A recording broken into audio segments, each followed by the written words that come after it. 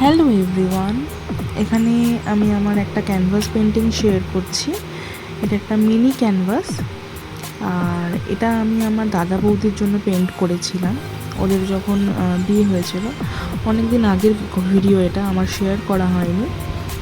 তো যাই হোক, আজকে আমার মনে হলো যে শেয়ার করি, তাই আমি শেয়ার করছি আমার ভিডিওটা। তো ওদের বিয়ে উপলক্ষে আমার মনে হচ্ছিলো কি আমি একটা পেন্টিং বানাবো, তো সেই জন্য আমি এই পেন্টিংটা ওদের জন্য রেডি করেছি। তো যাই হোক, আমি পেন্টিংটা করি, তোমাদের কেমন লাগছে তোমরা আমায় জানিও।